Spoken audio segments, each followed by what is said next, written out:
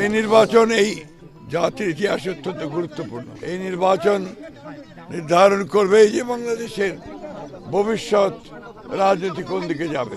বাংলাদেশের যে গণতন্ত্রের যাত্রা নতুন শুরু হলো আজকে, আমরা আশা করি এই পথ মসৃণভাবে আগামী দিনগুলোতে বাংলাদেশের মানুষের জীবনকে, বাংলাদেশের রাজনীতিকে, বাংলাদেশের অর্থনীতিকে সুন্দরের দিকে, তার অভিষ্ট লক্ষ্যের দিকে নিয়ে যাবে। জনগণের মধ্যে ভোট দেওয়ার জন্য যে উচ্ছ্বাস, ধানের শীষের প্রতি যে মানুষের আগ্রহ, যদি এইরকম সুষ্ঠু পরিবেশ অব্যাহত থাকে তাহলে ইনশাআল্লাহ জনগণের সমর্থন নিয়ে, জনগণের ভালোবাসা নিয়ে দীর্ঘদিন পর ধানের শীষ হয়তো এই দিনাজপুর ৬ থেকে জনগণকে সেবা করার জন্য যে রায়, জনগণের দীর্ঘ প্রতীক্ষিত আশা আকাঙ্ক্ষার প্রতিফলন, সেটা হয়তো ইনশাআল্লাহ ঘটবে।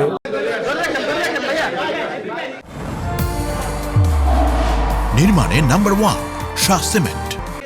এই শান্তিপূর্ণ পরিবেশের মধ্য দিয়ে আমরা যেন সঠিকভাবে আমাদের নেতৃত্ব প্রতিষ্ঠা করতে পারি, নির্বাচিত প্রতিনিধি নিয়োগ করতে পারি, যার মাধ্যমে আমরা এই লক্ষ্মীপুরবাসী তথা আমাদের এই লক্ষ্মীপুর সদর ৩ আসন আমরা আমাদের সবাই ঐক্যবদ্ধ থাকব এবং আগামী দিনে আমাদের যে উন্নয়নের অব্যাহত ধারা সেটাকে বজায় রাখব। সবার পাশে আছি, সবার পাশে থাকব।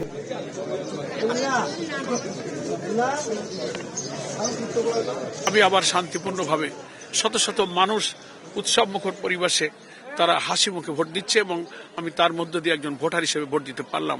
এটা তো একটা পরিবর্তিত বাংলাদেশ। আশা করি ভোটের পরে আর একটা পরিবর্তিত বাংলাদেশ ইনশাআল্লাহ এই জাতি উপহার পাবে। আমরা চাই না এই ভোটের দিন কোনো ধরনের অনাকাঙ্ক্ষিত ঘটনা ঘটুক। আমরা চাই মানুষ ভোট কেন্দ্রে নির্বিঘ্নে আসুক। যারা এগুলো করতেছে, আমরা মনে করি মানুষ ব্যালটে তাদের বিরুদ্ধে রায় দিবে। আমরা ভোট কেন্দ্র পাহারা দিব, ফলাফল না নেওয়া পর্যন্ত আমরা ভোট কেন্দ্রের সামনে থাকবো। পরিবর্তনের আশায়, নতুন গণতান্ত্রিক অগ্রযাত্রা আশায় যে ভোট দিলাম, আমরা একটা সুষ্ঠু নির্বাচন শেষ পর্যন্ত পাবো। আমরা যেন জনগণের ভোটের উপরে, মতামতের উপরে আমরা যেন আস্থাটুকু রাখি। এখানে সবচেয়ে বেশি প্রয়োজন হচ্ছে রাজনৈতিক দল যারা আছে, তাদের নেতাকর্মীরা যারা আছে, তাদের সহনশীল আচরণ।